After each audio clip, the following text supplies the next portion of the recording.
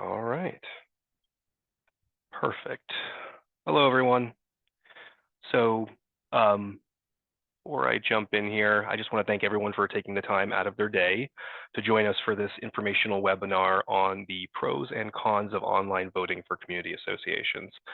The first half of the presentation will be educational, and we'll tie things off at the end with a live demonstration of the platform. Before I do, I did want to just quickly introduce our company, Ballot Bliss. So Ballot Bliss is an online voting platform which was founded by Ashish Patel in 2024. Ashish has 10 plus years of experience in software development for national companies such as Fidelity Investments.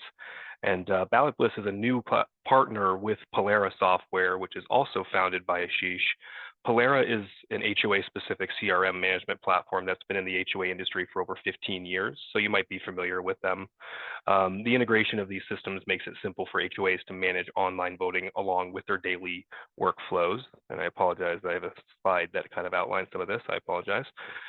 We are a partner of ECHO California, a trade organization for community associations in California, and we're also one of the few independently funded companies in the HOA industry. Little about me, my name's Shay. I've been in the HOA and property management industry for over 8 years, but I have worked in sales and customer service for over 12 at this point. I've worked with over 100 associations to roll out their new community with new technology, resident engagement best practices, and industry standards. And prior to this, I also actually worked with Fidelity Investments for a number of years as well. Quick housekeeping, couple of housekeeping items before we jump into this. So since this is a webinar, all attendees are going to automatically be in mute mode, but we do encourage you to use the Q&A section to ask questions along the way. We'll be circling back at the end to answer those. At the end, you'll also be taken to a survey page, so please let us know how we did and what other topics you might like us to discuss in future installments of these series. We'll be also sending everybody a recording of the webinar within a few days, so don't worry if you missed something or if you need to go back to a particular section of the presentation, we've got you covered on that. And if you do like this webinar and you find it helpful, feel free to share it with others that you think might have a use for what we offer as well. So in this webinar, you'll learn about some factors that are leading to the rise in interest for online voting and how it can make a difference to your HOA or condominiums. We'll also cover some reasons we hear about as to why some HOAs are still not convinced about online voting for their community and some smart ways to address these concerns to create a better voting experience. We'll then talk about must-have features in your online voting platform and show you an actual demonstration of Ballot Bliss. And then, as I mentioned, stay tuned towards the end and we'll circle back to answer any questions that anyone has. So first off, why does online voting matter? So online voting can provide an HOA with many benefits. It allows residents to vote from the comfort of their own home. It can reduce the endless meetings that you might have. And with more residents voting, it will help your community make decisions that reflect the will of the many rather than the will of just a few. Online voting is becoming a more popular means to conduct community elections, budget votes, and more. So what's causing that rise? More states are now allowing community associations to conduct online voting. More recently, California, which requires HOAs to conduct electronic secret ballots if they do decide to transition to online voting. In the past year, there's been a significant demographic shift with more millennials and Gen Z home buyers who now expect to be able to manage everything related to their home and community at their fingertips through digital devices, including the ability to vote. So the need for increased transparency in community associations has also led to an interest in online voting. So now that you know why online voting is on the rise, let's just discuss how it can benefit your community. Because residents can vote from the comfort of their own home, online voting has the potential to increase participation and help achieve quorum. Communities can save thousands of dollars in printing and mailing costs by offering an online voting option. Instant tallying of community votes means that you don't have to stay up late in the night counting votes manually, which also reduces administrative burden and stress for you. With the right platform, you can increase security of each vote cast and maintain a transparent voting process. We'll cover the features you need for voting to be secure. And last but not least, communities will have a better record-keeping system in case they're audited for a vote or a vote is contested.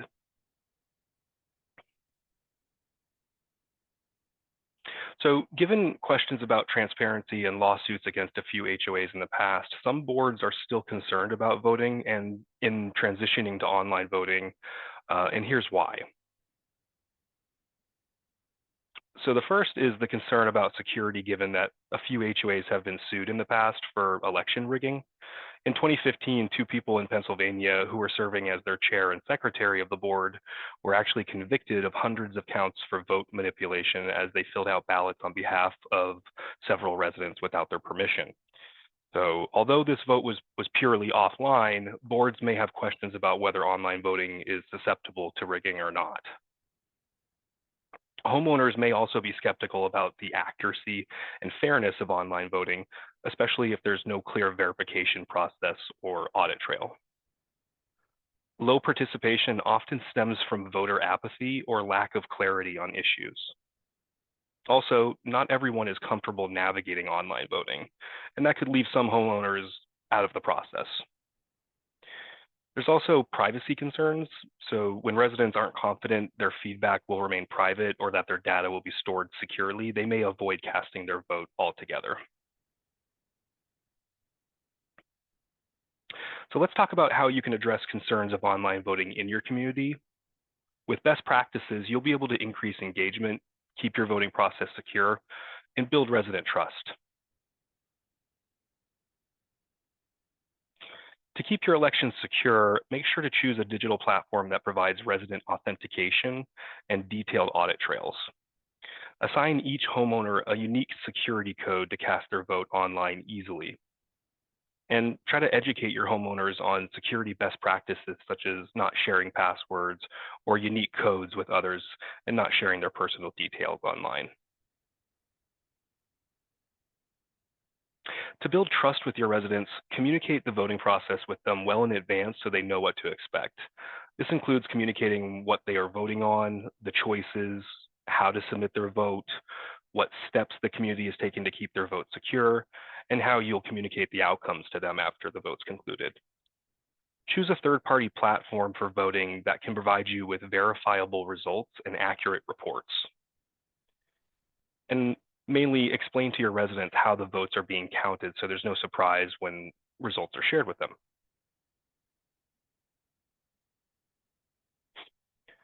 The more you communicate about an upcoming vote, the better your odds will be at success. Having the ability to reach residents in more than one way and in their preferred language can go a long way. Try to space out your communications leading up to the vote and steer clear of using any kind of jargon or slang. Doing so will help to increase your credibility and promote engagement from the residents.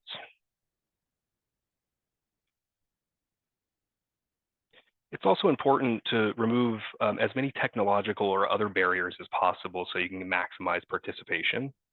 Send residents a secure link to cast their vote that doesn't require them to log into a system. Offer residents assistance before and after the vote, and make sure you give them enough time to vote and offer multiple options that suit them best.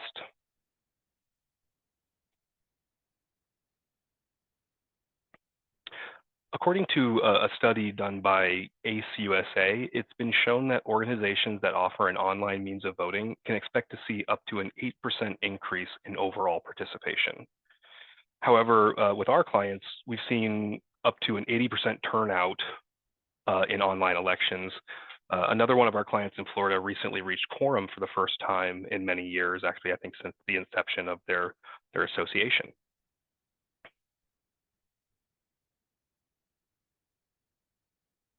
As a ballot administrator, so the person that's actually, setting up and administrating the vote, the responsibility of making sure that resident privacy is honored is basically resting on your shoulder.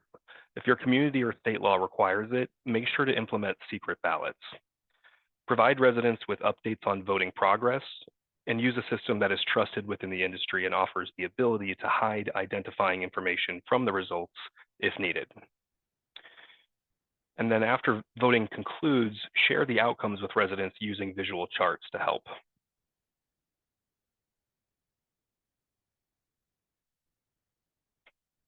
So now that we've covered why online voting has been on the rise, the benefits it can provide your community, some concerns, and best practices to address those concerns, let's explore how we can use technology to simplify the process and improve voter turnout. But not all software platforms are created equal. So here's what you should look for. Voting security is vital. Look for features such as secure keys that allow authenticated residents to easily cast their vote, advanced tamper protection, and the ability to restrict to one vote per unit, and also the ability to set a voting window when they should actually be able to cast their vote. Make sure your voting platform has an automatic audit trail of every action that was taken, from when the ballot was first unsealed to who has viewed the ballot subsequently and when. The trust and privacy of your residents is paramount, so just make sure you can generate reports without including any personally identifiable information. Next, you need to make sure your ballot design is easy for residents to understand. So choose a platform that allows you to customize the questions or include multiple questions in a single ballot and show candidate information and photos if you're conducting an election. If you have multiple votes going on at the same time for different audiences, such as a board-only vote and a community election, then having a feature where you can run more than one vote simultaneously can also be helpful.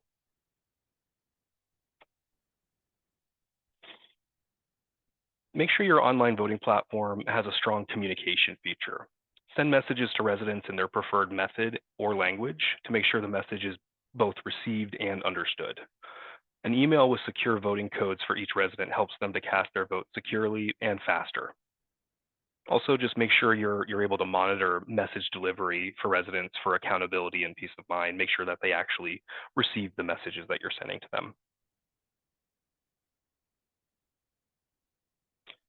And to ensure that no resident is left out, make sure your voting system can handle multiple ways of collecting votes through a mobile device, administrative proxy if your state allows it, or mail-in ballots.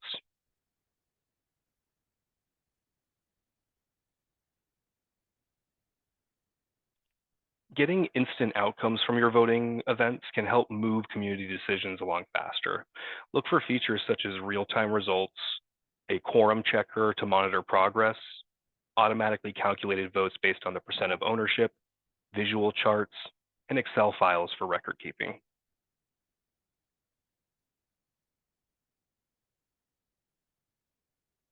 If your state requires secret ballots, then it's important to choose a software platform that can remove personal details from results and help you focus on just the outcomes.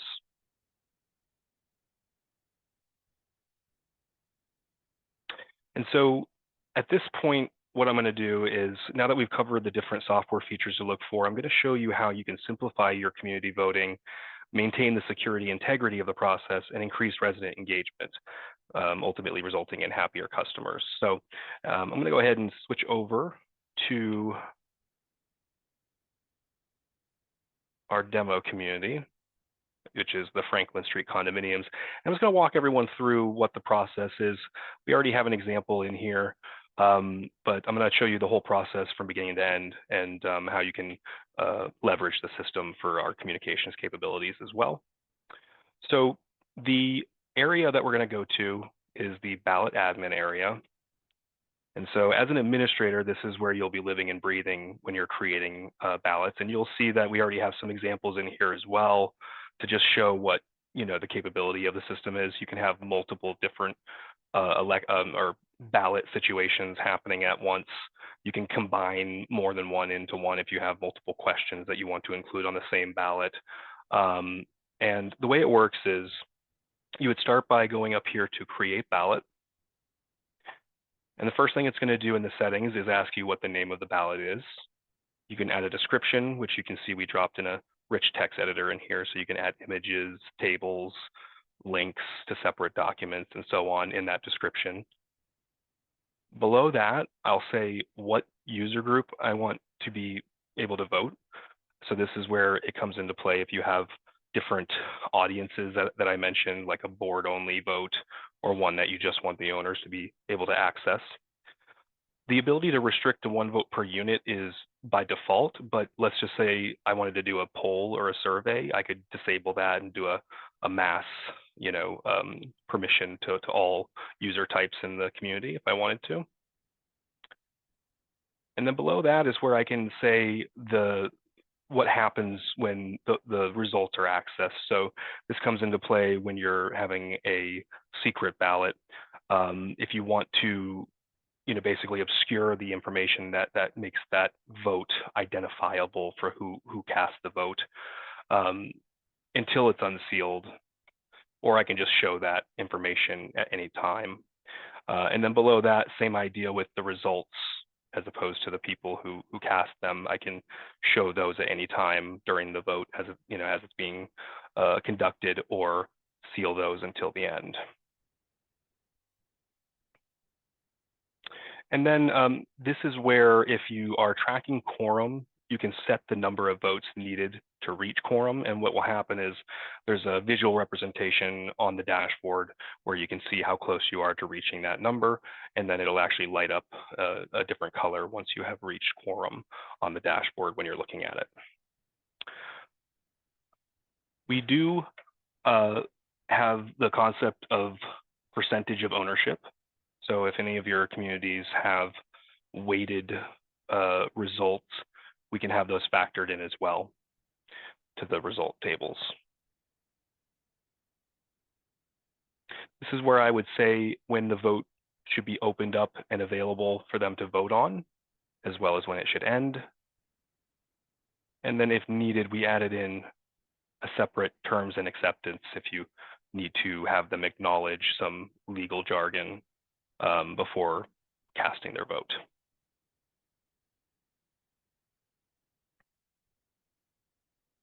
Now, once you've created the settings is when you can actually build your form. And here's an example of an election that we built out for the purpose of this webinar. The way it works is you have the concept of a component up here. So you can see all the different types of options. Multi-choice would be for like an election, single choice for maybe a bylaw amendment or declaration amendment.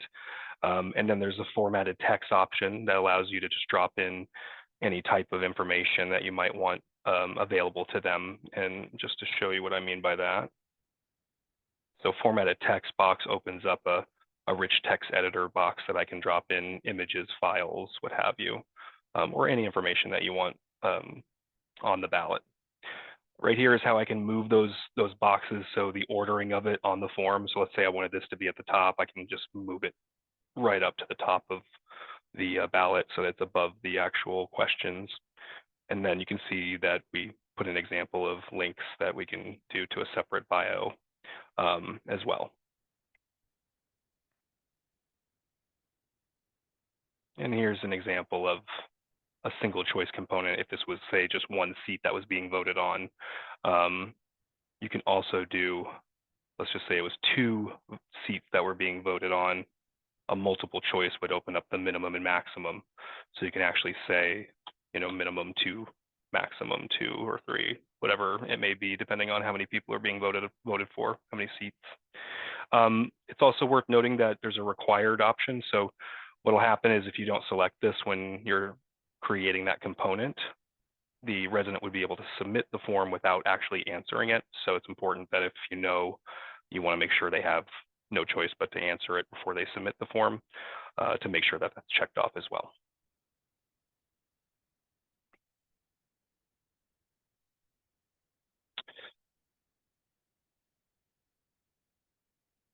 And I had this set up, and you know what, actually, I had log in as a manager. So the little pop-up that you just saw there, is only showing it this way because I'm a system admin, but as a manager, it would bring up a message basically asking you as a manager to confirm that you are wanting to unseal those results. And that's because we set that in the settings for this. So by continuing, you as a manager are saying, I do want to unseal those results. And then what'll happen is that will show up in the history, the audit trail that we keep a log of. So every time anything's touched, viewed, unsealed, it'll show up in that history. But here's an example of the results. You can see 3 for Alva and 1 for Joanne. From here, I can go down, I can quickly keyword search any vote that was cast by name or any information that's tied to them. I can download reports as well as redacted reports. So again, if you're running a secret election and you need to provide the results without the identifiable information, you can quickly do that from here. And then we offer videos in all of the sections for easy tutorial if you're ever lost on how to do something.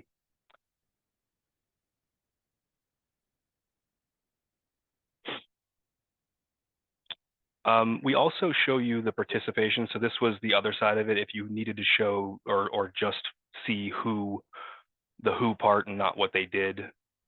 This is also comes into play if you want to see those who haven't voted, and run a report on that. Just to see the people who have voted and so on.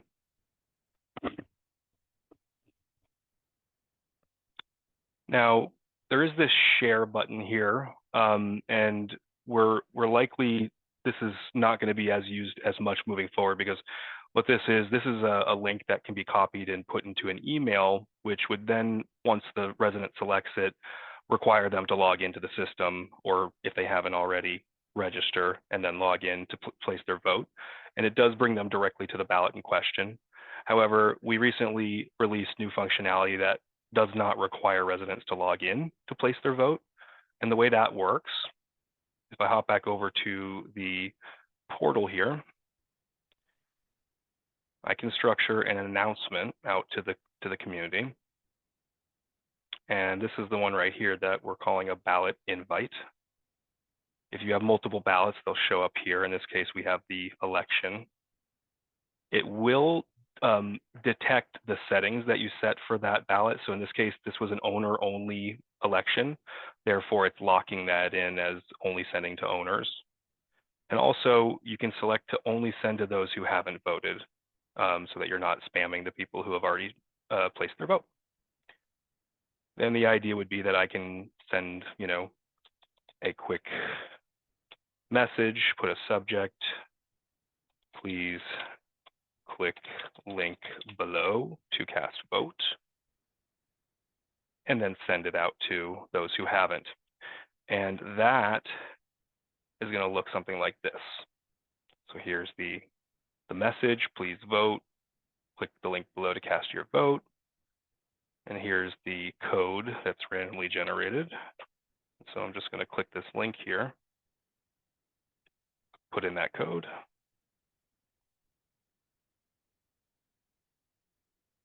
And it'll bring me directly to the ballot in question. I can choose to receive a receipt. So if your state requires that, we do offer that as well. Here's our election. And then the terms of acceptance, if you had that included. And so now I've cast my vote. And so if we hop back over to the ballot, and actually, for those that might be curious, that that receipt that gets sent, if you did accept it or choose to receive it, looks like this.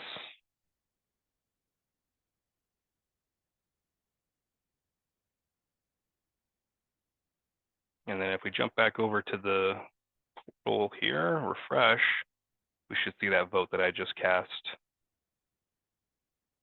And to the quorum tracker, we had this set to 5.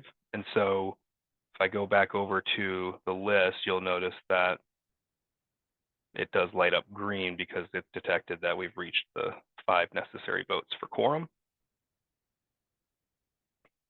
Some other things that to take note of from here, I can also duplicate an existing ballot. So if I want to use a previous ballot that I built out for future elections, I can just quickly duplicate it and just change the who and the what if needed to make your life easier. And there's also this active toggle here. So the idea with this is that until you activate it, it's still something you can make available. So for example, in this, we put 221 to 227 as the voting range, but say it was the week before and I wanted this to be available to people, but not let them vote on it. If you make it active prior to the start date, they'll still be able to access the vote if you wanted them to, but they just won't be able to place their vote until this date and time has surpassed.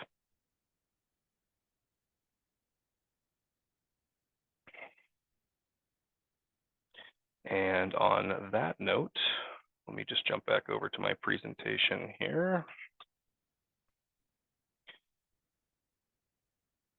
And so, of course, the result hopefully being happy customers. As I mentioned at the beginning, one of Ballot Bliss's best qualities is providing excellent customer service. In a recent survey to our clients, they rewarded us with a 98% overall satisfaction rating. And actually, I skipped a slide. I apologize. Oh, there it is.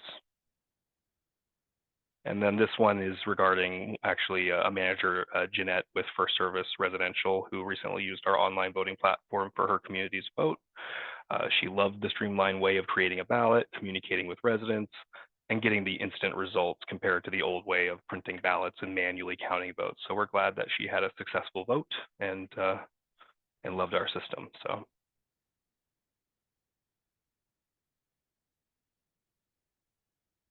If you'd like to learn more about Ballot Bliss, we do invite you to book a complimentary consultation. As a company that's always been rooted in customer service, we will work with you hand in hand to import your community data, provide training, and help build your form. We'll also share best practices for resident engagement that has worked for our clients in the past. We've been actually doing the voting in our system for close to 4 years now. It's just the Ballot Bliss is brand new as of last year. Voting for your residents is hassle-free. Just send out a ballot invite and they can cast their vote securely with no need to log in. So basically, sit back, have a slice of pizza, and watch as resident engagement increases and your community reaches quorum. Just for attending this webinar and sticking around till the end here, we're offering a special 20% discount off of your first voting form that you use us for. You can use the ballot anytime during 2025, but would need to be purchased before the end of March if that was something you wanted to take advantage of. And at this point, I will be going through the Q&A.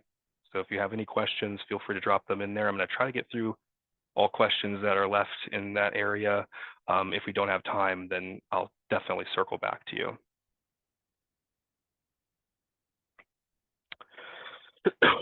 Excuse me. So someone asked, we have many older voters that do not have access or perhaps do not want to vote online. Is there a paper ballot that you can send to these folks? Could be as many as 100 donors. So we are focused on the online aspect of voting.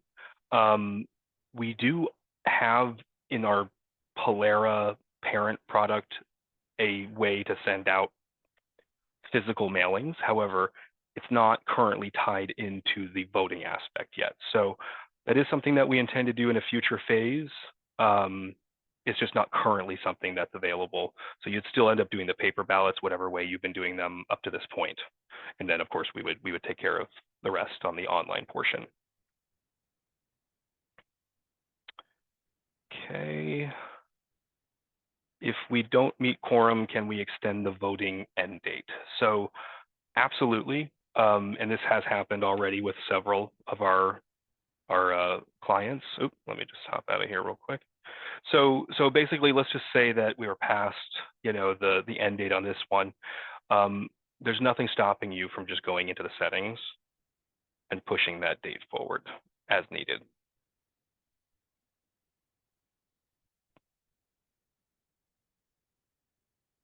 What is the largest community that you currently service? So we do have some in our system that are in excess of 3,000 units that we've had used this system, so it is meant to handle larger associations if you have them.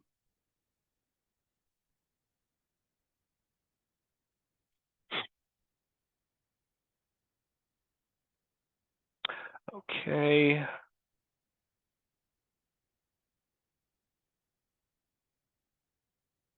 Someone asked if I can use this to send out a survey.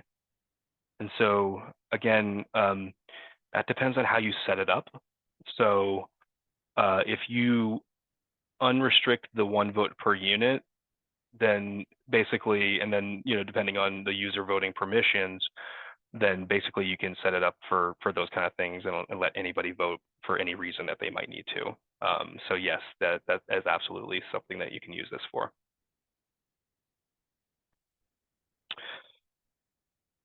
Okay, we got a few more trickling in here. Our bylaws state that if an owner are behind on payments, they are not allowed to vote. Can you limit certain units? So right now, there's a concept of permissions for communications. So if I say, for example, Jimmy Jangle was the one that was saying, that shouldn't be able to vote. So right now there's an email on file for this person, and it's lit up blue here, which tells me that it has been selected as a preference.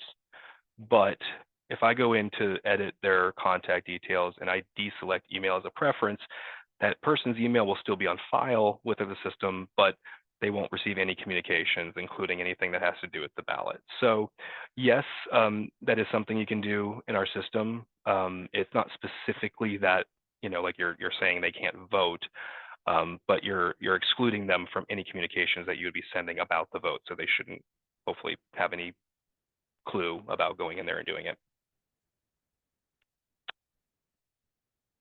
Sean, I got you. Sean, I will reach out to you after, certainly. And last question here.